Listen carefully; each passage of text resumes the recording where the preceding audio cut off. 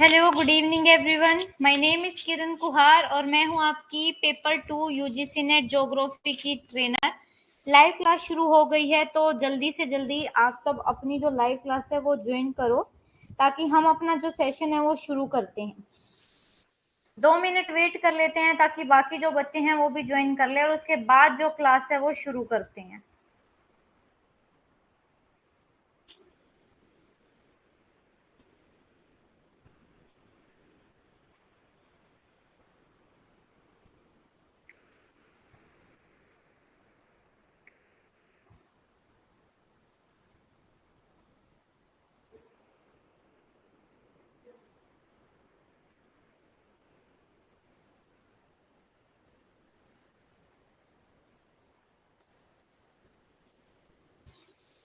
जल्दी जल्दी ज्वाइन करो ताकि हम जो सिलेबस है वो कंप्लीट करना है, तो जल्दी जल्दी ज्वाइन करो क्लास को।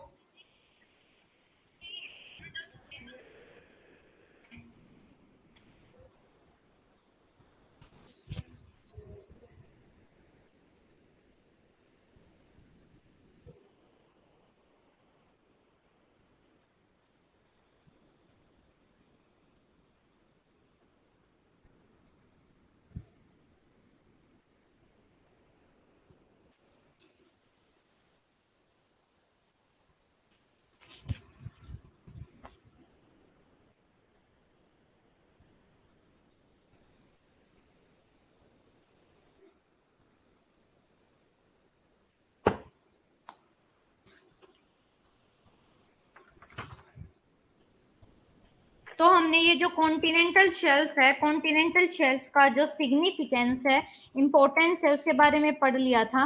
अब ये डायग्राम आपको दिखा रखा है। इस डायग्राम में आपको क्या दिखा रखा है? ये डायग्राम है। इस डायग्राम में ये जो आपको चौड़ा सा मैदान दिख रहा है, ये ऊपर वाला, इसको बोला जाता है आपका कॉन्टिनेंटल शेल्फ। ठीक है। अब कॉन्टिनेंटल शेल्फ के बाद दूसरा आपको क्या पढ़ना है? Continental slope. उससे पहले हम ये देखेंगे कि आपका ये जो कॉन्टिनेंटल शेल्फ है ना, यानी कि ये वाला पार्ट, ये कैसे बन सकता है। ये देखो, इसका सबसे पहला रीजन है, कॉन्टिनेंटल शेल्फ का ओरिजिन हो सकता है या तो आपका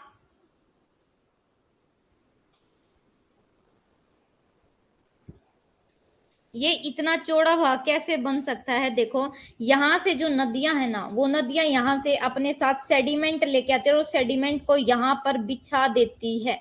ठीक है, तो ऐसे बिछ जाता है, तो आपकी ऐसी शेप बन सकती है। दूसरा, आपका कोई ये कॉन्टिनेंटल एरिया है। ठीक है, ये कॉन्टिनेंटल पार्ट है।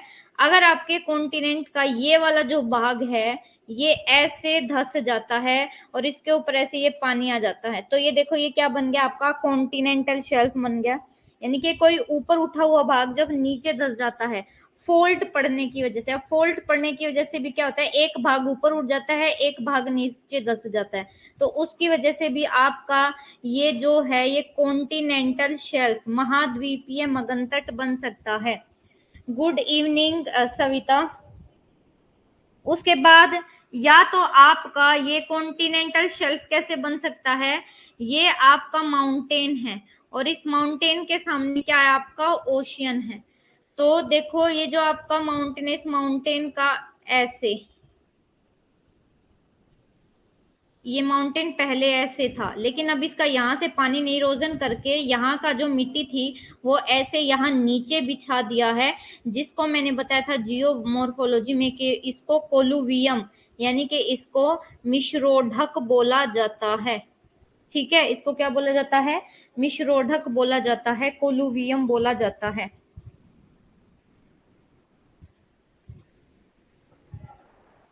उसके बाद तो ये रीजन हो सकते हैं आपके क्या बनने के? कॉन्टिनेंटल शेल्फ बनने के। अब आपका कॉन्टिनेंटल शेल्फ ऑफ इंडिया, यानी कि जो महाद्वीपीय मगन तट है, भारत की महाद्वीपीय शैलें। अब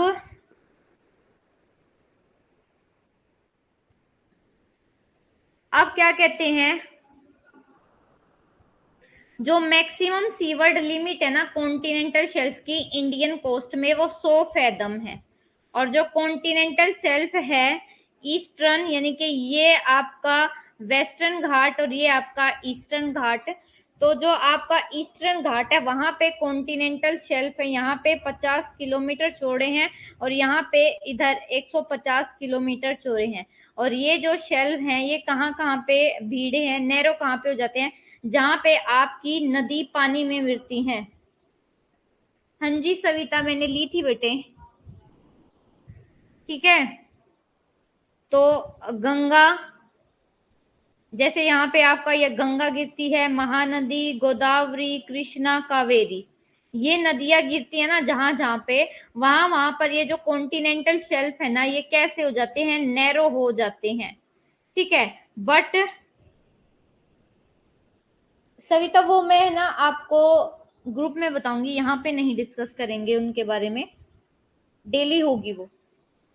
ठीक है, बाकी आपको कुछ भी पूछना ना वो मेरे से टेलीग्राम पर पूछ लेना। उसके बाद कहते हैं but these are the wider of estuaries of the Narmada, the Tapi and Mahi river. ये कहते हैं देखो जो आपके इंडिया के कॉन्टिनेंटल शेल्फ है ना, ये आपका इंडिया है, इंडिया का ये ईस्टर्न कोस्ट है, ये वेस्टर्न, यानी कि ये पूर्वी और ये पश्चिमी।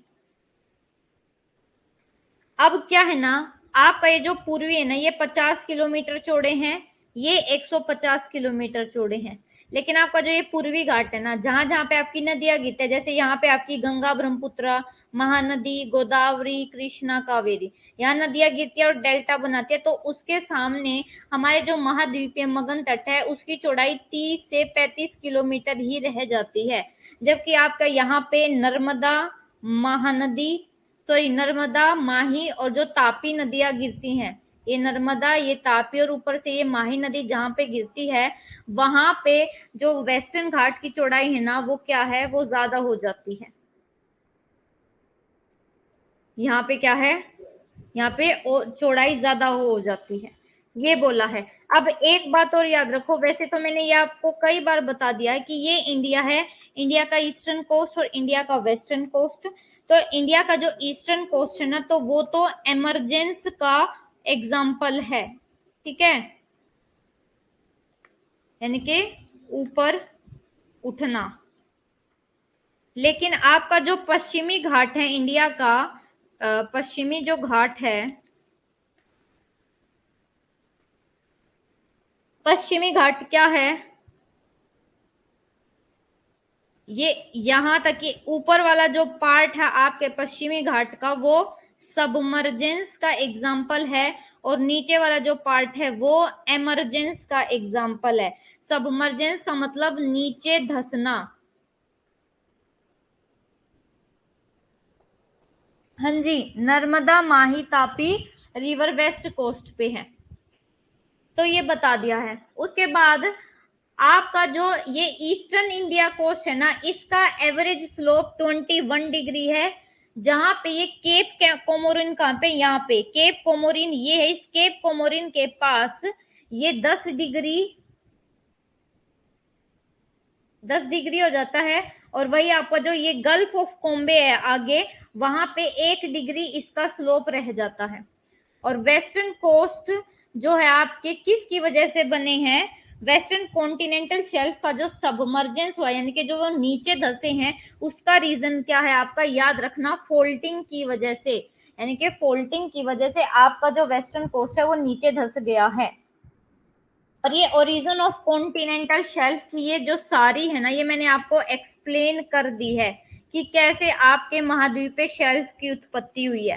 कैसे, सबसे पहले है कि या तो समुद्री, यानी कि जो आपका समुद्र की वेव है वो इरोजन करती है, या नदी जो है नदी जो है निक्षेप, यानी कि सेडिमेंट जमा कर देती है, तो उसकी वजह से ये एक प्लेन सा बन जाता है।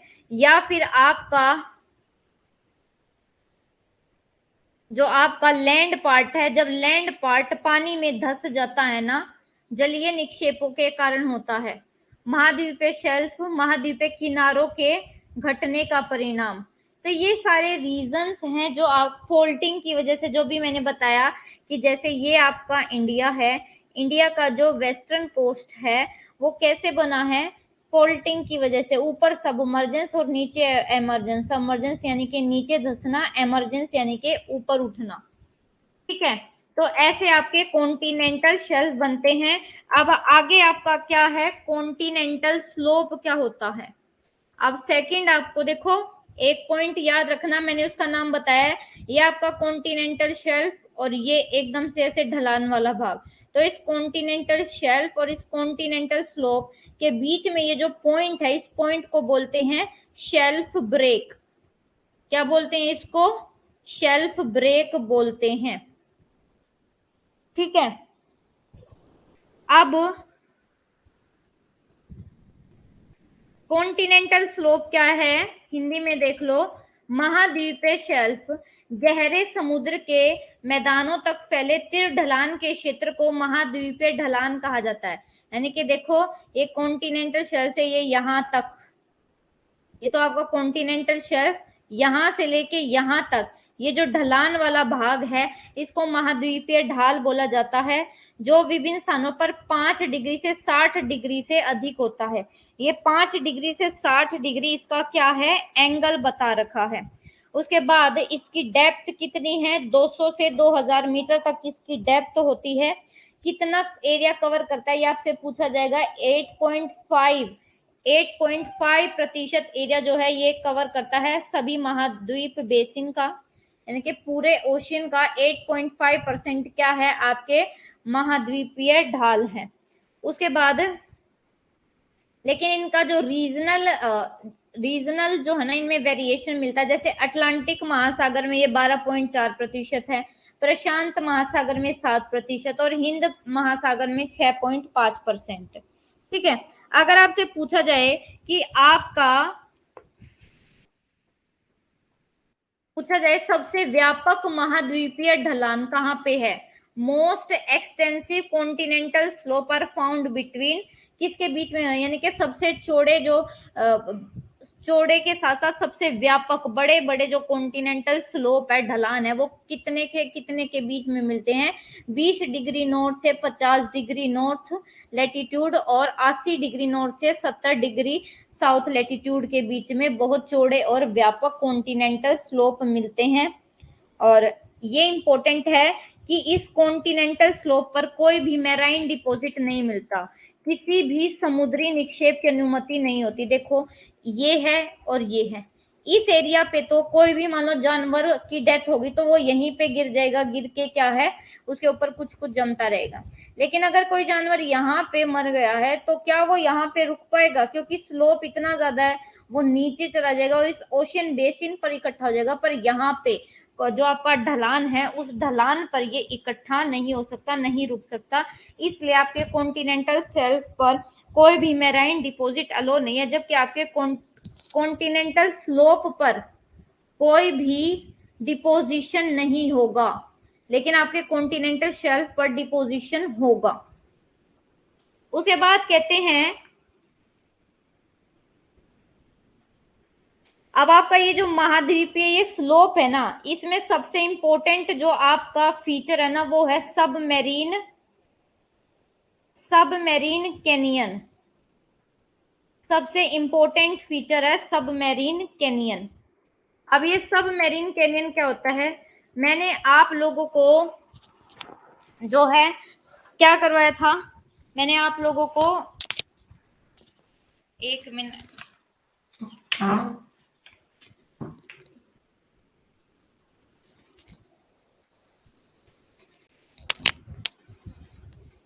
मैंने आप लोगों को है ना जियोमॉर्फोलॉजी में वी शेप वैली, गोर्ज और कैनियन बनाए थे। ये ऐसी होती है आपकी वी शेप वैली।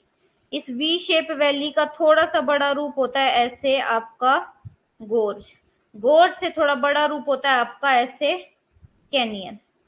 ठीक है, तो इस कैनियन जैसी ही या गोर्ज जैसी एक खाई होती है आपके किस पे, ये आपका कॉन्टिनेंट, इस स्लोप पे एक खाई होती है, उस खाई को क्या बोला जाता है, आपका सबमेरीन कैनियन।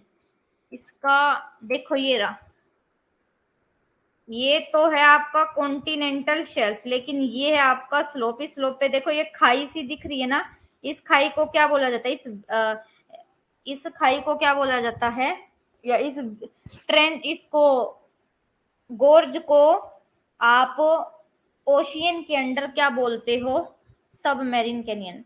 देखो गोर्ज और कैनियन तो आपकी रिवर बनाती है पहाड़ों पे, लेकिन पानी के नीचे आपका जो समुद्र है, समुद्र में जो आपका ये ढलान है, इस स्लोप पर जो फीचर बनता वो बनता सबमेरीन कैनियन, जो कि आपके समुद्र के पानी के नीचे बनता है।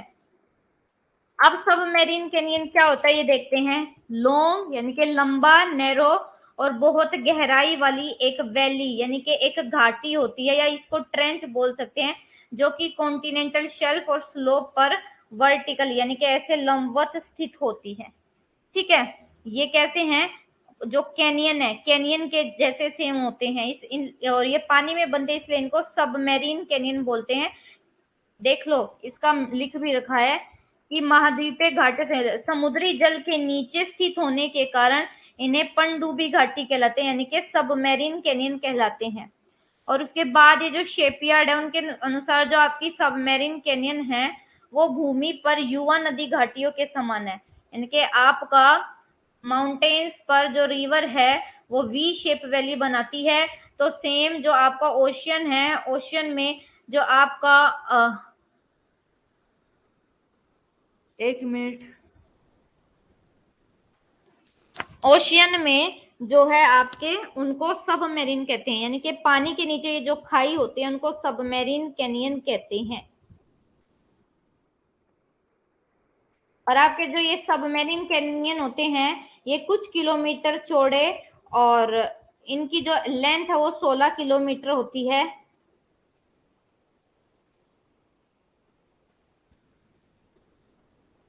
उसके बाद कहते हैं अगर इनकी लॉन्गिट्यूडनल प्रोफाइल देखें तो वो एवरेज 1.7% है। और स्टडी के अकॉर्डिंग 102 सबमेरीन कैनियन है। शेपयार्ड और बियर्ड ने बताया कि 102 सबमेरीन कैनियन है आपके अपर, यानी कि अपर ये जो स्लोप है यहाँ पर, ये देखो सबसे ज्यादा यहाँ पे 102 है। जैसे जैसे ढलान खा फिर मिडल पार्ट में कितने हैं, 11.62% है, और सबसे नीचे में 6.63% है। बस ये बता रखा है।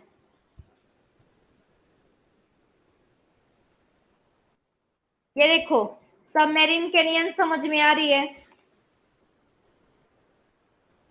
अगर आपको ये एक चूज करना पड़े कि आपका जो सबमेरीन कैनियन है वो कॉन्टिनेंटल शेल्फ पर है या स्लोप पे, तो कॉन्टिनेंटल स्लोप को चूज करोगे, कॉन्टिनेंटल शेल्फ को चूज नहीं करोगे।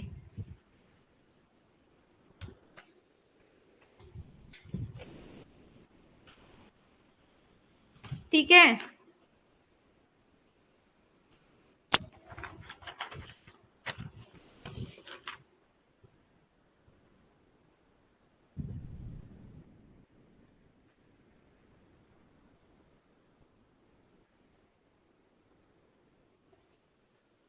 देखो आपके कुछ जो सबमेरीन कैनियन होते हैं ना वो बहुत लार्ज यानी कि बहुत लंबे डीप होते हैं, जिनका कंपैरिजन है ना लैंड कैनियन से किया जाता है, यानी कि लैंड कैनियन जो रिवर के द्वारा बनाए जाते हैं।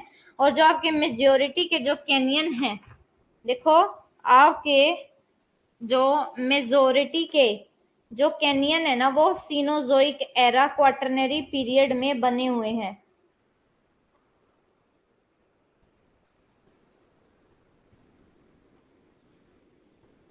बेटे ये मैंने आपको जियोमॉर्फोलॉजी में करवाए थे ना, ये आपका जो आपका मैंने करवाया था बैक शोर, फोर शोर, नियर शोर, और आपका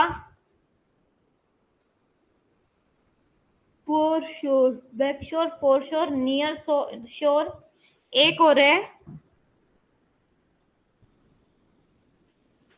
ये आपका जो सी, आपका जियोमॉर्फोलॉजी में जो समुद्र की कोस्टल जियोमॉर्फोलॉजी करवाई थी ना, कोस्टल जियोमॉर्फोलॉजी में मैंने ये बताया था कि आपका जो समुद्र है ना, समुद्र के जो किनारे हैं, किनारों को 4 पार्ट में डिवाइड कर रखा है। ये वो हैं समुद्र के किनारों को 4 पार्ट में डिवाइड कर रखा है, जिनका नाम है आपका बैकशोर, फोरशोर, ऑफशोर, नियर शोर। ये करवाए थे मैंने जियोमॉर्फोलॉजी की क्लास में। एक बार रुचि दोबारा से देखना। यह आपका जो समुद्र का किनारा है ना, उसको 4 पार्ट में डिवाइड कर रखा है। उस 4 पार्ट के आपको नाम बता रखे हैं क्या क्या है। सबसे पहले होता है आपका बैक शोर, बैक शोर के पास होता है फोर शोर, फोर शोर के बाद होता है नियर शोर। देखो बताती हूँ, ये आपका लैंड है, ठीक है, तो लैंड के पास में होता है ये आपका बैक शोर, बैक शोर के बाद होता है आपका फोर शोर, फोर शोर के बाद होता है आपका नियर शोर, नियर शोर के बाद ऑफ शोर। ठीक है, ये 4 है।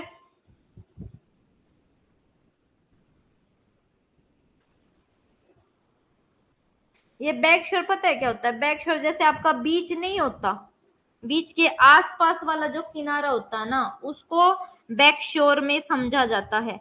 और फोर शोर होता है आपका लो टाइड और हाई टाइड के बीच का जो पानी होता है ना, उसको फोर शोर समझते हैं। और उसके बाद आपका नियर शोर, नियर शोर आपका जो आपका डीप ओशियन है ना, उस डीप ओशियन में नियर शोर होता है। और आपका ऑफ शोर होता है सबसे बाहरी सीमा।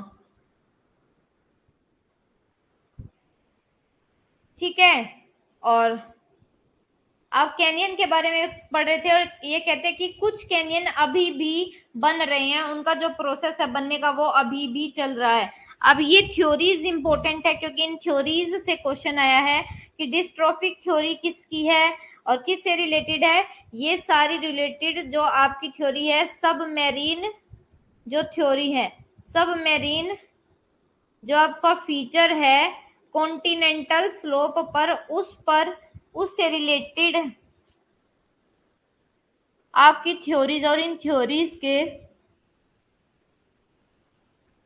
जितने भी राइटर हैं, जितने भी जोग्राफर्स, उन सब के नाम याद करने हैं। जैसे आपका डिस्ट्रोफिक थ्योरी, डिस्ट्रोफिक थ्योरी दी है आपके एंड्रेने, लोसन, डिलोरोशपुनी, ग्रिगोरी, यान्सिकी, जेंसन, बोकार्ट। सब एरियल इरोजन थ्योरी। ये इसका कीवर्ड याद रखो कि सबका इरोजन कर दिया आपके। ये है हल, डाना और शेपयार्ड की। सब एरियल इरोजन थ्योरी आपकी किसकी है? डाना की। उसके बाद आपकी सब मेरीन डेंसिटी थ्योरी, ये आपकी होलीमैन, एडोल्फ वॉन सेलिस एंड फ्लोरेल। फिर टर्बिडिटी करंट थ्योरी है, ये आपकी दी है विलियम मॉरिस डेविस ने, रीदर ने, टेंजियर स्मिथ ने, पीडी ट्रास्क ने, लोसन ने, डेली ने, बुचानन ने। बेटे ये जो थ्योरी है ना, ये मोस्ट इंपोर्टेंट है, यहाँ से क्वेश्चन आते हैं। तो हर थ्योरी के जितने जितने जोग्राफर्स या ओशनोग्राफर्स, इन सबके नाम याद रखने हैं। डिस्ट्रोफिक थ्योरी आपके एंड्रेडे ने, लोसन ने, डीला रोशपूनी, जब जे डब्ल्यू ग्रिगोरी, यान्सिकी, जेंसन, बोगार्ट। सब एरियल इरोजन थ्योरी आपके डाना, हल और आपका शेपयार्ड। सब मेरीन डेंसिटी करंट थ्योरी आपका होलीमैन और सेलिस एंड फ्लोरेल। और टर्बिडिटी करंट थ्योरी आपके डेविस ने, रीदर ने, टी स्मिथ ने, ट्रास्क ने, लोसन ने, डेली ने, बुचानन ने। अब आपका लास्ट जो फीचर है वो है आपका ये डीप सी प्लेन और कॉन्टिनेंटल राइस। अब ये यानी कि गहरे समुद्री भाग और समुद्री उभार। अच्छा, जैसे हमने वे एल्यूवियल फैन और कौन पढ़े थे ना, देखो ये समझ लो, ये आपका कॉन्टिनेंटल शेल्फ, ये आपका कॉन्टिनेंटल स्लोप। अब यहाँ पे ये जो है, ये आपका डीप सी प्लेन, यानी कि गहरे समुद्री भाग। इसमें क्या होता है, ये कहाँ पे होता है? Deep sea plain. जो आपका ये सबमेरीन कैनियन है ना, इस सबमेरीन कैनियन के बिल्कुल मुहाने पे, माउथ पर, और जो आपका कॉन्टिनेंटल स्लोप है इसके माउथ पर आपका, इसके बेस पर आपके क्या बनते हैं, यहाँ से शुरू होते हैं आपके ये डीप सी प्लेन। और अब एक बात देखो, यहाँ ये आपका क्या है, ढलान वाला एरिया, और यहाँ पे एकदम से जो आपकी हाइट है वो कम हो जाती है, ढाल खत्म हो जाता है, तो यहाँ से इस ढाल पे जो जो सेडिमेंट आ रहा है तो वो यहाँ पे इकट्ठा हो जाता है, ऐसे ऐसे इकट्ठा होने लगे तो एक भार से ऊपर उठने लग जाता है, और इसको बोला जाता है आपका कॉन्टिनेंटल राइज। ठीक है।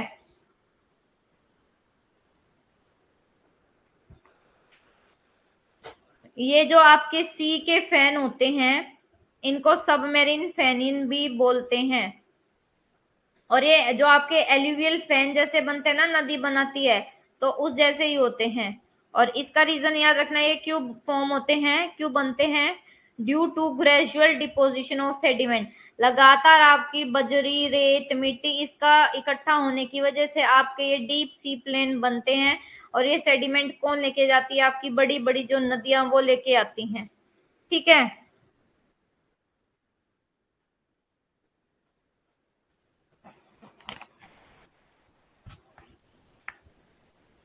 अब ये कहते हैं,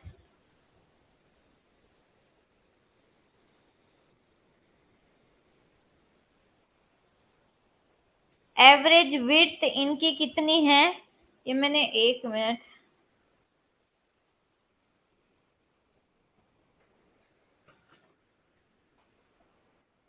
एवरेज चौड़ाई इसकी है 300 किलोमीटर।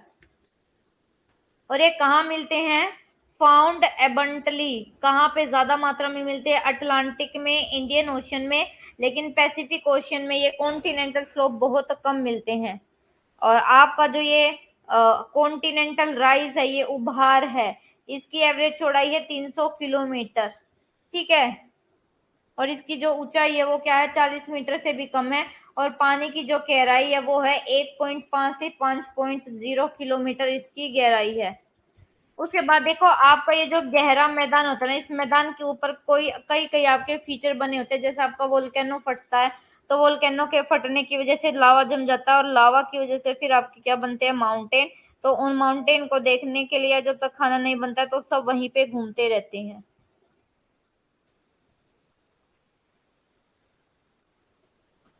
ठीक है। तो आपका जो सबसे पहले बनता है वो इसमें एबेसल प्लेन, ये जो आपका डीप सी प्लेन है ना, इस डीप सी प्लेन को एबेसल प्लेन बोला जाता है। उसके बाद आपकी एबेसल हिल, फिर आपका सी माउंट जिसको हम गायोट भी बोलते हैं, सी टेबल माउंट भी बोलते हैं, और फोर्थ है ocean deep and ocean trench. सबसे पहले आपका अबेसल प्लेन क्या होता है, जो आपका अबेसल प्लेन है उसको हम डीप सी प्लेन भी बोलते हैं। ठीक है, क्योंकि ये बहुत बड़ा और बहुत बड़ा है, और ढाल भी इसकी क्या है, नाम मात्र के बराबर है। ठीक है, ये होता है आपका एबेसल प्लेन।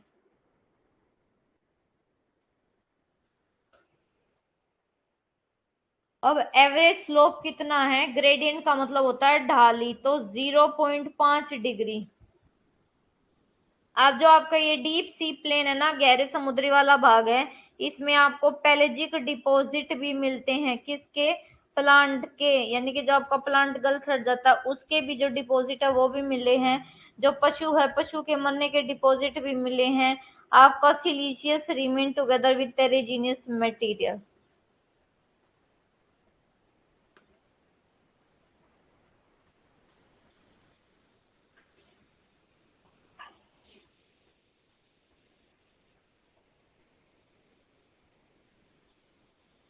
यहाँ तक क्लियर हो गया,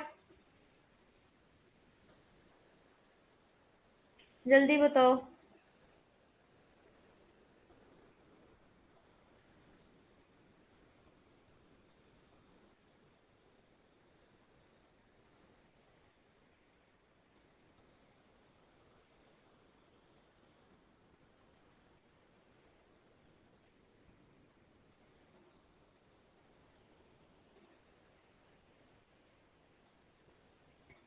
ठीक है, तो आपके जो ये डीप सी है ना, इनकी गहराई याद रखना, ये गहराई पूछी जाती है 3000 मीटर से 6000 मीटर इनकी गहराई है। और पूरे ओशन के कितने परसेंट एरिया पे है, तो पूरे ओशन के 75.9% एरिया पर ये डीप सी प्लेन है। ठीक है, 80.3% पैसिफिक ओशन में है इनका एरिया, 80.1% आपके इंडियन ओशन में, और सबसे कम आपका 54.9 अटलांटिक ओशन में है। क्योंकि अटलांटिक ओशन में आपको ये जो कॉन्टिनेंटल शेल्फ है ये ज्यादा चौड़े हैं, ठीक है, और स्लोप भी ज्यादा चौड़े बड़े हैं। लेकिन आपका जो ये ओशियन बेसिन ये क्या है, ये कमजोर पड़ गया, क्योंकि इधर से भी आपका फिर जो महाद्वीपीय मगनतट है वो चौड़ा हो गया और स्लोप, तो इसलिए आपका जो ये कॉन्टिनेंटल स्लोप है ये कैसे हैं, सॉरी डीप सी प्लेन कैसे हैं अटलांटिक ओशन में, सिर्फ 54.9% एरिया पर ही ये हैं। अब आगे चलते हैं कि आपकी एबेसल हिल क्या होती है। देखो, आपका ये समुद्र है, समुद्र के नीचे ये लैंड है, तो यहाँ पे आपको वोल्केनो फटा, तो वोल्केनो फटने की वजह से जो मैग्मा है ये यहीं पे जम जाता है और पहाड़ी का रूप ले लेता है। तो इन वोल्केनिक एक्टिविटी से ओरिजिन होती हुई छोटी छोटी पहाड़ियों को क्या बोला जाता है, वोल्केनिक हिल बोलते हैं। आपकी क्या होती है, वोल्केनिक हिल, आइलैंड, सी माउंट, स्टेबल माउंट, गायोड्स। जो आपकी वोल्केनिक हिल होती है या तो वो ऐसे डोम शेप होती है या वो इलोंगेटेड होती है। उसके बाद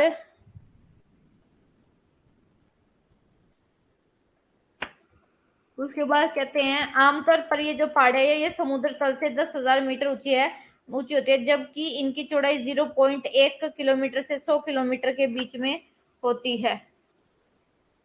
अब ये कहते हैं कि जो आपका ये वोल्केनो है, वोल्केनो की वजह से आपका मैग्मा आया, मैग्मा जम गया, तो जब उन पहाड़ों की हाइट क्या होगी, छोटी होगी, तो इनको क्या बोला जाता है, अबेसल हिल्स और सी नोल्स बोला गया है इनको। कि जब आपका जो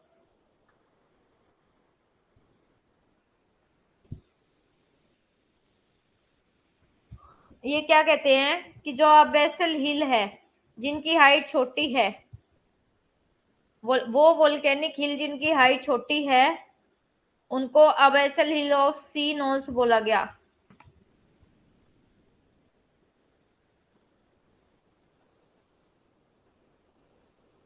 ये कहते हैं कि जो आपका कोनिकल वोल्केनिक हिल है ना, ये हमेशा पानी के नीचे फटता है, बिलो सी लेवल।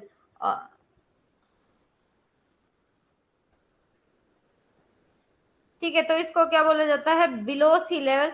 और जो आपका लैंड पर फ्लैट सरफेस होगा वोल्केनो का, उसको बोला जाता है टेबल माउंट या गायोट। और जब आपकी ये कहते हैं कि जब समुद्र तल पर अनेक रसातल पहाड़ियां समूह में पाया जाता है, तो परिणामी रूपात्मक विशेषताओं को रसातल पहाड़ी प्रांत कहा जा सकता है। ठीक है, क्या बोला जाता है, एबेसल हिल प्रोविंसेस कहा जा सकता है, अगर वो सारी माफी अपनी वाइफ से मांग लेते तो। उसके बाद कहते हैं, अब ये आपके लिए कुछ ट्रेंच है, ये इंपॉर्टेंट है। 57 ट्रेंच अकेले पैसिफिक ओशन में है, 32 आपके अटलांटिक ओशन में, और 19 आप और सॉरी 6 आपके पैसिफिक ओशन में। बताओ, अब ये पढ़ पढ़ के बताओ जरा मेरे को एग्जांपल लो कैपिटल्स का।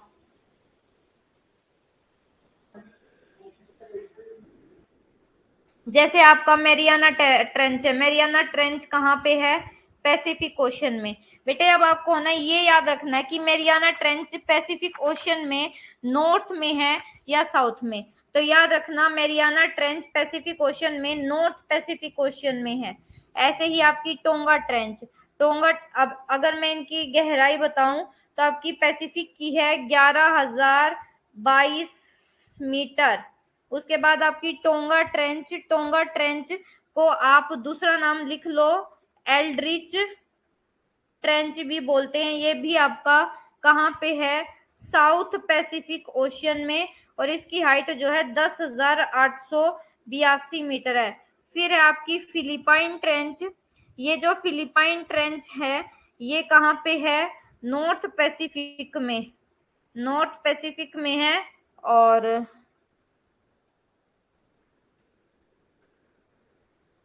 और इसकी जो ऊंचाई है वो है 10,400। हाँ जी, मैरियाना ट्रेंच नॉर्थ पैसिफिक में, टोंगा ट्रेंच साउथ पैसिफिक में, और ये जो इनकी गहराई बताई ये भी याद रख लेना, मीटर में है। मैरियाना ट्रेंच की गहराई है 11,022 मीटर, और टोंगा ट्रेंच है सबसे गहरी आपकी मैरियाना ट्रेंच नहीं है। पूरी अर्थ का सबसे गहरा जो भाग है वो है मैरियाना ट्रेंच पैसिफिक ओशियन में, वो भी नॉर्थ पैसिफिक ओशियन में। उसके बाद आपका है टोंगा ट्रेंच। टोंगा ट्रेंच भी आपकी कहाँ पे है? पैसिफिक ओशियन में है, 10,882 मीटर ये टोंगा ट्रेंच है। फिर आपकी फिलिपाइन ब्रेंच, ये भी कहाँ है? नॉर्थ पैसिफिक में, और ये इसकी जो गहराई वो कितनी है? 10,445। बेटे ये जो गहराई है ना ये आपको याद रखनी है, क्योंकि एग्जाम में मैच द फॉलोइंग करने आते हैं। उसके बाद आपकी है ये new Britain trench Pacific ocean में, प्यूर्टो रिको ट्रेंच। ये जो आपको यहाँ पे प्यूर्टो रिको ट्रेंच लिखा है, इसका दूसरा नाम आपका नरेश का है, नरेश है, लेकिन ये अटलांटिक ओशन में मिलती है। और इसकी जो ऊंचाई है वो कितनी है? इसकी ऊंचाई है 8,385 मीटर। ठीक है, उसके बाद आपकी साउथ सैंडविच ट्रेंच। ये साउथ सैंडविच ट्रेंच आपकी साउथ अटलांटिक ओशियन में है। और आपकी पेरू चिली ट्रेंच या अटाकामा ट्रेंच, ये कहाँ पे है आपकी पेरू चिली?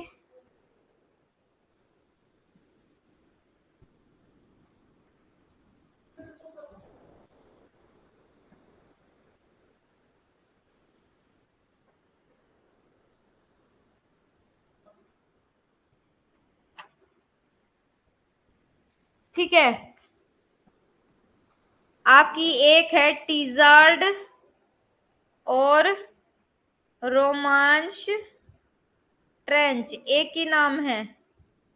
ये कहाँ पे है आपकी? साउथ अटलांटिक में, और इसकी ऊंचाई है 7,631 मीटर।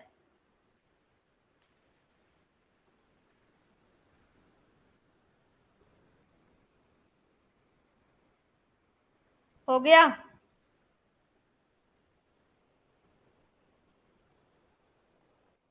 देखो ये यहाँ पे लगा भी रखी है, Puerto Rico trench, Peru Chile, South Sandwich, Philippine,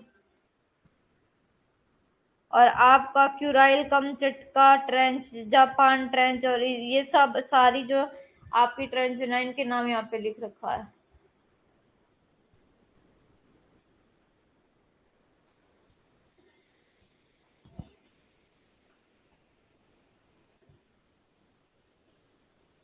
बताओ यहाँ तक समझ में आ गया सबको?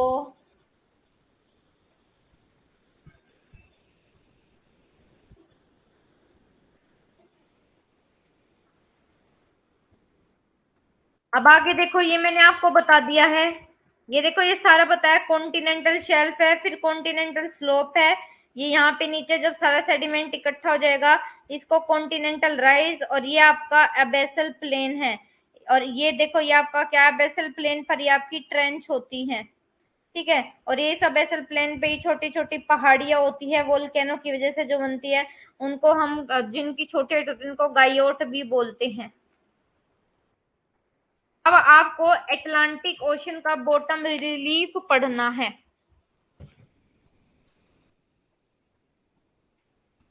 क्या पढ़ना है? अटलांटिक ओशन का बॉटम रिलीफ। इसमें आपको ज्यादा कुछ याद नहीं करना है। अब जो जो चीजें हमने पढ़ी है ना कि कॉन्टिनेंटल शेल्फ, तो बस यही पढ़ना है कि अटलांटिक ओशन में कॉन्टिनेंटल शेल्फ कितने हैं, कैसे है, क्या क्या है। तो सबसे पहले अटलांटिक ओशन की जो शेप है वो याद रखना। इसकी शेप है एस शेप है अटलांटिक ओशन की। ठीक है, और इसका जो नाम है ना वो ग्रीक, जो ग्रीक है ना, ग्रीक से डिवाइड हुआ है, जिसका मतलब होता है सी ऑफ एटलस। और ये पैसिफिक ओशन के बाद सबसे बड़ा, पैसिफिक ओशन के बाद बड़ा है, सेकंड नंबर पे सबसे बड़ा ओशन है। इसका जो अटलांटिक ओशन है वो किस किस के बीच में है? ये इधर से आपका नॉर्थ अमेरिका, इधर आपका साउथ अमेरिका, इधर आपका यूरोप, और इधर आपका अफ्रीका, इसके बीच में ऐसे शेप की ये जो आकृति है इसको क्या बोला जाता है? अटलांटिक ओशन है। इसका एरिया इतना किलोमीटर स्क्वायर है, जो कि पूरे ग्लोब का क्या है? पूरे ग्लोब का 1.6 पार्ट कवर करता है, ठीक है। और पैसिफिक जो ओशन है, पैसिफिक ओशन का हाफ कवर करता है। उसके बाद बोलते हैं, देखो ये एस शेप मैंने बता दिया कि इसकी एस शेप है। और उसके बाद कहते हैं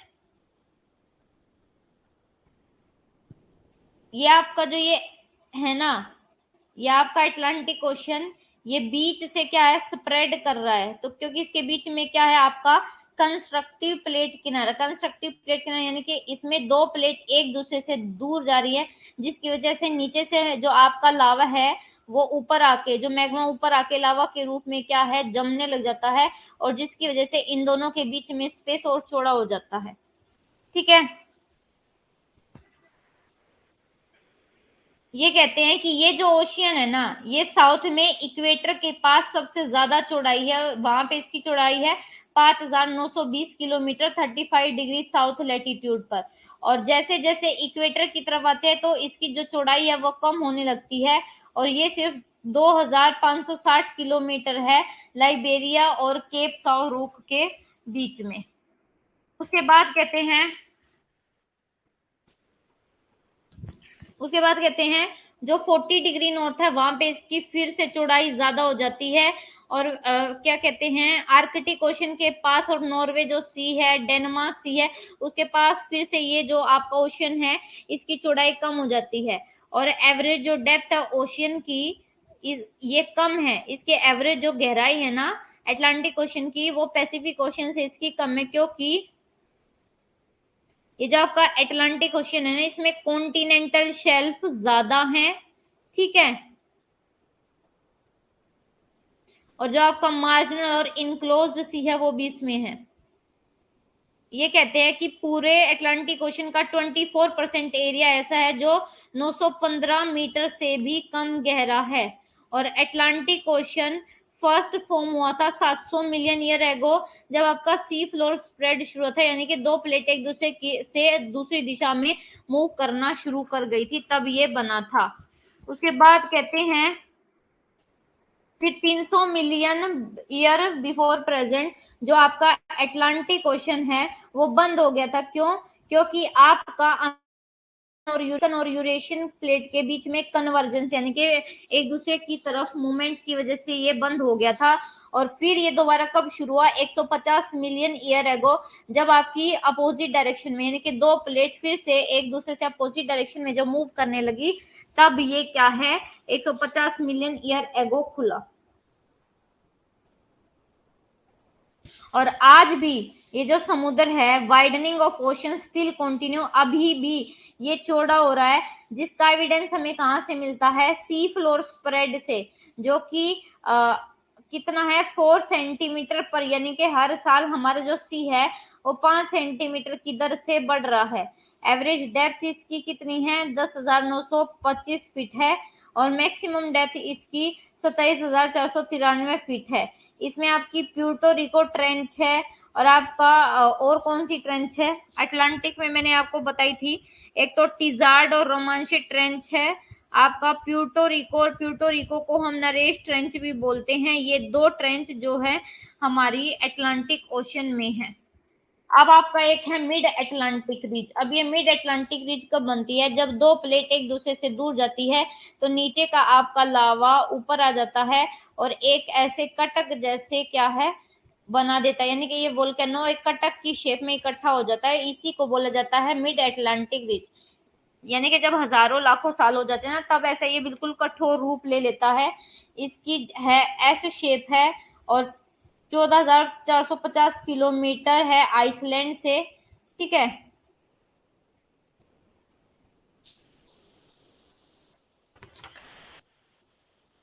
इसकी एवरेज डेप्थ कितनी है? एवरेज डेप्थ याद रखना, एवरेज डेप्थ है आपकी इसकी 10,995, और मैक्सिमम डेप्थ है इसकी प्यूर्टो रिको ट्रेंच है जहाँ पे 8,380 मीटर।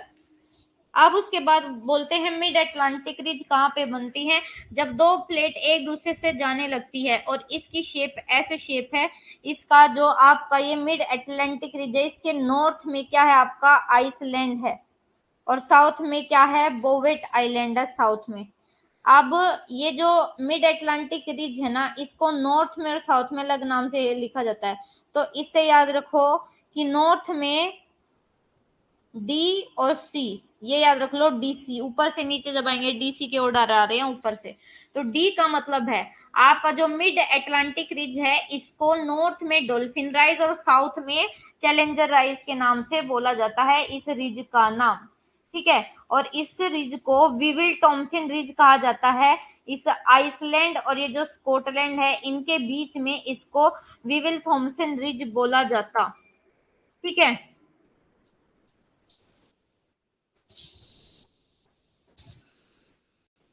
अब ये जो आपकी Atlantic ocean mid Atlantic region, इसका नाम टेलीग्राफ प्लेटू कैसे बना?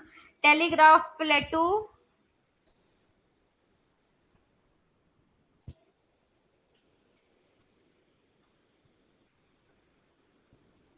एक मिनट, टेलीग्राफ प्लेटू इसको कहाँ बोलते हैं? टेलीग्राफ प्लेटू इसको बोलते हैं जब ये आपकी रिज, यानी कि आपकी मिड अटलांटिक रिज आइसलैंड और आपके ग्रीनलैंड के बीच में होती है। ग्रीनलैंड और दूसरा आपका क्या है, आइसलैंड के बीच में जब ये बनते हैं तो उसको बोलता, वहां उसका नाम टेलीग्राफ प्लेटू पड़ता है। और फिर 50 डिग्री नॉर्थ के पास न्यू फाउंडलैंड के पास इसको न्यू फाउंडलैंड के नाम से जाना जाता है। और फिर आते हैं एजोर्स आपके द्वीप, तो वहां पे इनको एजोर्स द्वीप के नाम से ही जाने जाते हैं। ये आपका 40 डिग्री जो उत्तरी अक्षांश है ना, ये अटलांटिक ओशन को दो भाग में डिवाइड कर देता है। उसके बाद ये देखो, ये है आपका,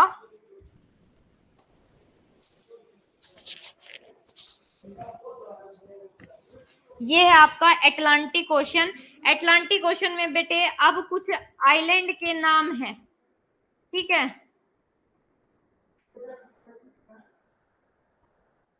एक मिनट,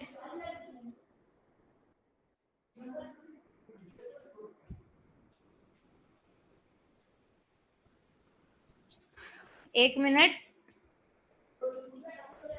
देखो ये आपकी जो पूरी ये कटक है ना, इसको बोला जाता है आपका Atlantic ridge, mid Atlantic ridge. इसका साउथ में नाम चैलेंजर है, यानी कि इक्वेटर के साउथ में, यानी कि सदर्न हेमिस्फीयर में इसका नाम चैलेंजर। और जो आपका नॉर्दर्न हेमिस्फीयर है उसमें इसका नाम क्या है, डॉल्फिन है।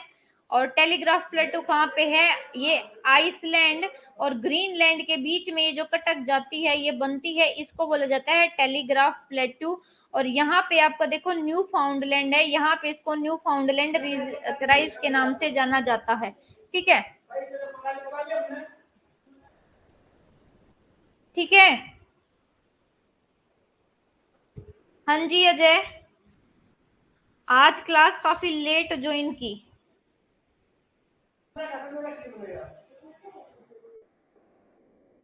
अच्छा, अब कुछ आइलैंड के नेम है, ये आइलैंड के नेम देख लो। आपको आइलैंड पता होना चाहिए कि अटलांटिक ओशन में कौन कौन से आइलैंड है। जैसे अटलांटिक ओशन में आपका एजोर्स आइलैंड है। कहाँ पे है ये आइलैंड का, एक बार देख लेती हूँ।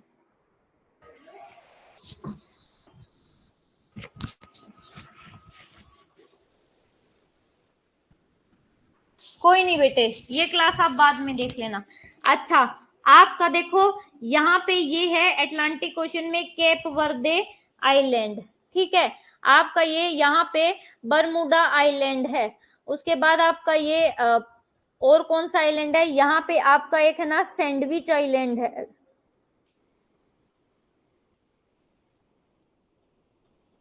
सैंडविच यहाँ पे ये साउथ में है, एक मिनट मेरे को दिख नहीं रही है, ये रहा साउथ सैंडविच आइलैंड। ये सैंडविच आइलैंड है यहाँ पे। ये आपका देखो स्कोटिया सी यहाँ पे है। और उसके बाद आपका ये केप बेसिन है, केप राइस है, केप टाउन है। ये अंगोला बेसिन, अंगोला बेसिन ये आपका यहाँ पे जो कंट्री है इसको अंगोला कहते हैं, तो इसके नाम पर यहाँ पे अंगोला है। ये गयाना बेसिन है क्योंकि यहाँ पे गयाना कंट्री है। ब्राजील बेसिन है। और आपका क्या है,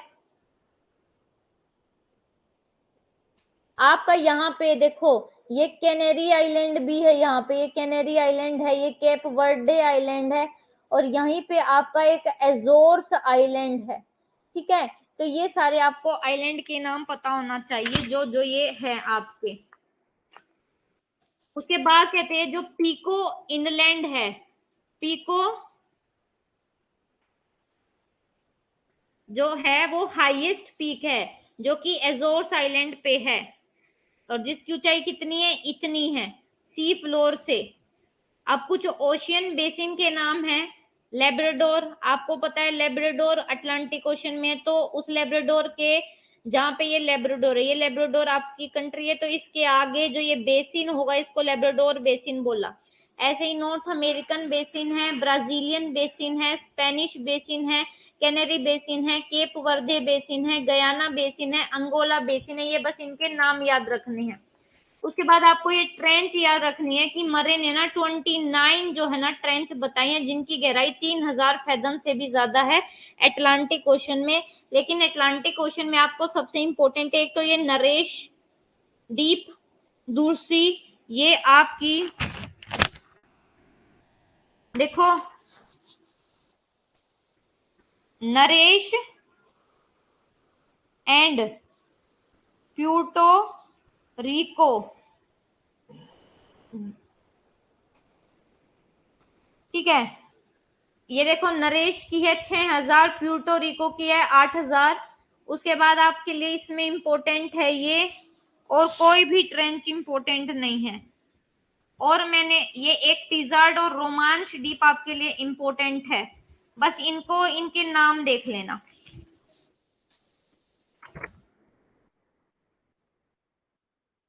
अब आपका बेटे है पैसिफिक ओशियन। अब इनमें ना आपको कुछ याद नहीं रखना, डेटा याद रखना है। ये सबसे लार्जेस्ट ओशियन है, ठीक है, और 1/3 पूरा ग्लोब है ना, पूरे ग्लोब का 1/3 एरिया को कवर करता है। और ये ईस्ट टू वेस्ट यानी कि ईस्ट टू वेस्ट में अगर इनकी चौड़ाई देखोगे तो 1600 किलोमीटर है। और जो वेस्ट है ये ईस्ट में क्या है आपका एशिया है, और वेस्ट में क्या है आपका अमेरिका। तो इसके बीच में आपका ये समुद्र फैला हुआ है। ठीक है, और अगर देखें इसकी नॉर्थ टू साउथ लंबाई तो ये 14,800 किलोमीटर है, बेरिंग स्ट्रेट से आपका केप एड्रे तक। इसकी शेप कैसी है, ट्राइंगुलर शेप है, ये लिख रखा है। ठीक है, और एवरेज इसकी गहराई कितनी है, 4572 मीटर एवरेज गहराई पैसिफिक ओशियन की।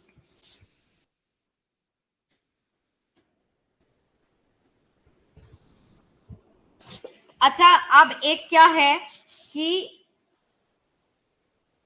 चेन ऑफ फोल्डेड माउंटेन, ये आपका पैसिफिक ओशन है। इस पैसिफिक ओशन के चारों तरफ फोल्डेड माउंटेन मिलते हैं, क्यों, क्योंकि यहाँ पे आपका डिस्ट्रक्टिव प्लेट है। दो प्लेट, पैसिफिक प्लेट और आपकी नॉर्थ अमेरिकन प्लेट क्या हो जाती है, एक दूसरे के नीचे सबडक्ट हो जाती है, जिसकी वजह से फोल्डेड माउंटेन बनते हैं। आपका यहाँ पे एबेसल प्लेन बहुत ज्यादा स्टीप है। उसके बाद सी राइज मिलते हैं, माउंट्स मिलते हैं, आपकी ट्रेंच मिलते हैं, इसमें डीप मिलते हैं।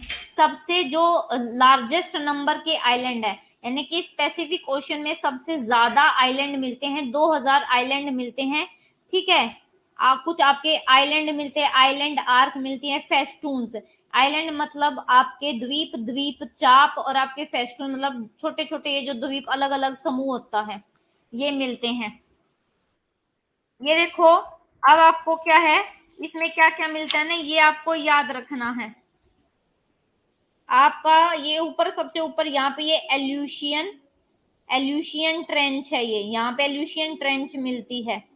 उसके बाद आपका ये देखो मिड अमेरिकन ट्रेंच है, ये पेरू चिली ट्रेंच है।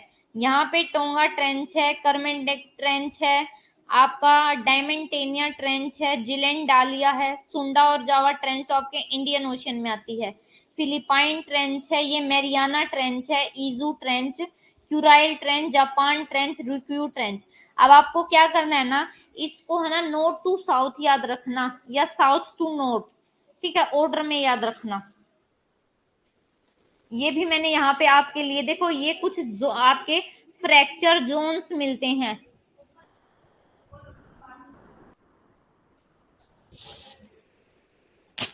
हाँ जी, अबेसल प्लेन बहुत ज्यादा स्टीप मिलता है, यानी कि खड़े ढाल वाला मिलता है। इसमें जो आपका मैदान होता है समुद्र, यानी कि जैसे एक हमारा प्लेन ऊपर धरती पे होता है, ऐसे एक प्लेन एरिया समुद्र के अंदर भी होता है, तो वो बहुत ज्यादा स्टीप मिलता है इसमें।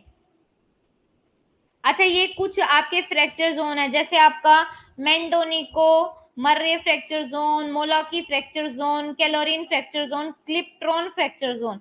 ये फ्रैक्चर जोन के जो नेम है बेटे, आपको ये याद रखने हैं, ठीक है। जो जो आपके फ्रैक्चर जोन मिल रहे हैं आपको,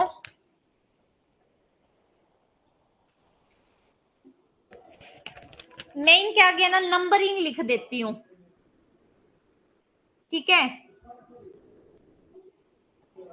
सबसे पहले आपका ये कर्मेडेक ट्रेंच, कर्मेडेक ट्रेंच के बाद आपका ये टोंगा ट्रेंच, टोंगा ट्रेंच के बाद यहाँ पे है ना एक, यहाँ पे थर्ड पे है आपकी ये मैं यहाँ पे लिख रही हूँ, बोगन विले ट्रेंच। उसके बाद आपका फोर्थ पर है ये फिलिपाइन ट्रेंच, फिफ्थ पर है मेरियाना ट्रेंच, सिक्स्थ पर है इजू ट्रेंच, सेवेंथ पर है जापान ट्रेंच, एट्थ पर है आपकी क्यूराइल ट्रेंच। इस क्यूराइल ट्रेंच को आप कमचटका ट्रेंच भी बोल सकते हो, ठीक है। उसके बाद आपकी नाइन्थ पे कौन सी है,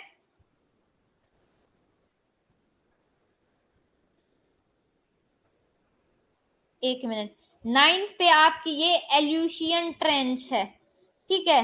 उसके बाद आपकी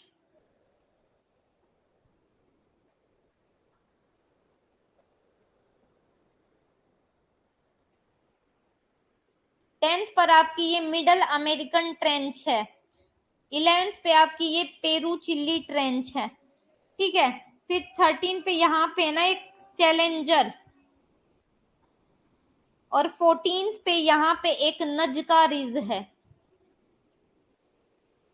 ये है सीक्वेंस, और ये सीक्वेंस याद करना है। और यहाँ पे देखो, ये आपका हवाईयन हॉटस्पॉट है, ये हॉटस्पॉट के बारे में मैंने आपको जियोमॉर्फोलॉजी में करवाया था, ठीक है। इस स्लाइड को मैं ऐसे ही लगा दूंगी, आप ऐसे ही लिख लेना। उसके बाद ये आपका फ्रैक्चर जोन है, ये फ्रैक्चर जोन ऐसे के ऐसे ही है, जो सीरीज में ही है। सबसे पहले मेंडोनिको, फिर मर्रे, फिर आपकी मोलोकी, फिर आपके क्लेरियन फ्रैक्चर जोन, फिर आपका क्लिप्ट्रॉन फ्रैक्चर जोन, ठीक है।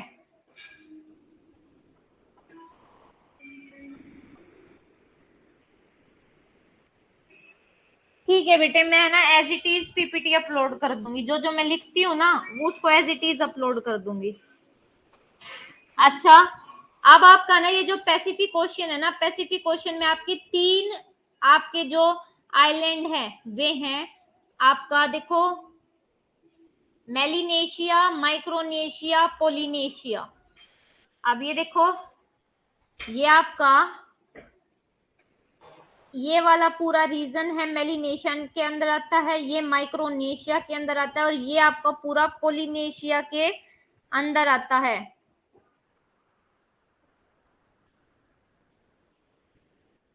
बेटे, मैंने आपको बताया था फोल्ट का जो छोटा रूप होता है उसको फ्रैक्चर बोलते हैं, तो वही मतलब कि वहां पे ये फ्रैक्चर जोन का मतलब कि यहाँ पे फ्रैक्चर ज्यादा है।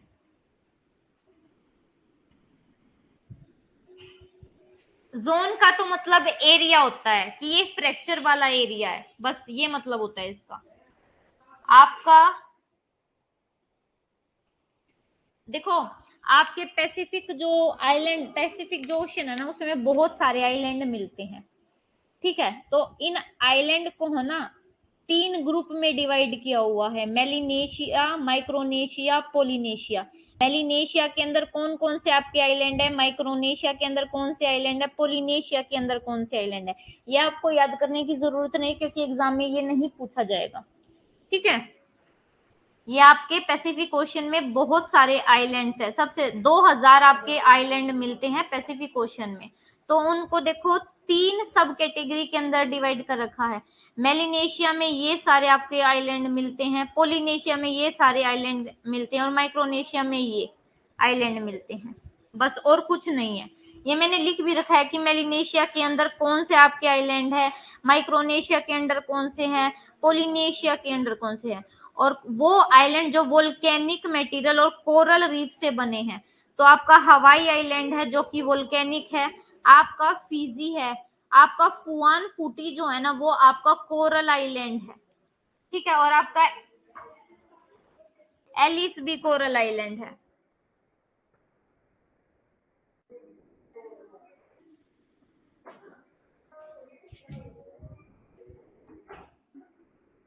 अच्छा, अब है ना हम इतना ही करेंगे और बाकी जो है ना 8 बजे वाली क्लास में करेंगे। अच्छा मेरी एक बात सुनो, 8 बजे वाली क्लास में है ना हमारा बस इंडियन ओशन रह गया है, वो कंप्लीट करवा दूंगी, और सेटलमेंट की हम 4 थ्योरी करेंगे तो सेटलमेंट का भी हो जाएगा। ठीक है, 8 बजे मिलते हैं बेटे अब, क्योंकि 1 घंटे से ज्यादा क्लास हम नहीं कर सकते हैं। 1 घंटे का क्लास ही अलाउड है, 1 घंटे से क्लास ऊपर हो जाता है तो फिर उसके कॉन्सिक्वेंसेस हमें फेस करने को मिलते हैं। इसलिए हम मिलते हैं अब 8 बजे वाली क्लास में। ओके, अगर यहाँ तक कुछ नहीं वैसे तो समझने का है ही नहीं, नहीं कुछ नहीं आएगा बेटे। सविता, चंद्रयान 3 से कोई क्वेश्चन नहीं आएगा आपका। बस आपसे ये पूछ सकते हैं कि जो अभी चंद्रयान 3 है वो सन सिंक्रोनस सैटेलाइट है, पोलर सैटेलाइट है। अजय, मैं नहीं ले सकती इतनी क्लास, आपको सर से रिक्वेस्ट करनी पड़ेगी। उनको ऐसा लगता है कि अगर हम 2 घंटे से ऊपर क्लास लेते हैं तो बच्चों पे बर्डन पड़ता है। ठीक है, अगर आप लोग सब बोलोगे कि सर हमें कोई बर्डन नहीं पड़ता है और हमारा सिलेबस हमें डीप से करना है, तो आप मैम को अलाउड कीजिए। ठीक है, तो आप बोलोगे तो सर अलाउड कर देंगे। उनको बोलो कि सर 1 घंटे की क्लास में हमारा कुछ नहीं होता है, हमारा टाइम बढ़ा दीजिए और संडे की क्लास अलाउड कीजिए। आप तब बोलोगे तो कोई एक्शन होगा, क्योंकि आपने फीस दे रखी है बेटे, आप बोल सकते हो।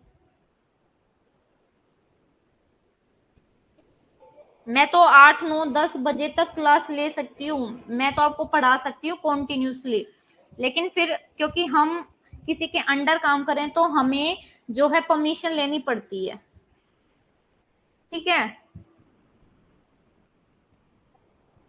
हाँ सविता, रिमोट सेंसिंग में बस ये चंद्रयान 3 से ये क्वेश्चन पूछ सकते हैं कि आपकी चंद्रयान 3 है वो पोलर आपकी सैटेलाइट है, सॉरी सन सिंक्रोनस है या जियो सिंक्रोनस है। वो मैं आपको करवा दूंगी कि वो सन सिंक्रोनस है या जियो सिंक्रोनस है। ओके,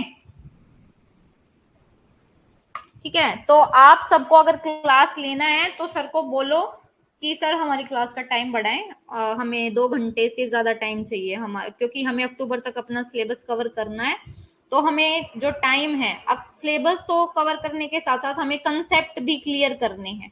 जब आप ये बात बोलोगे तो आप सर को लगेगा कि हाँ, कि बच्चों को सच मैं ही ऐसे सोच रहा हूँ कि बच्चों पे बर्डन पड़ेगा 2 3 घंटे की क्लास का, तब आप बोलोगे तो सर को ज्यादा अच्छा लगेगा। ठीक है, तो मिलते हैं 8 बजे वाली क्लास में।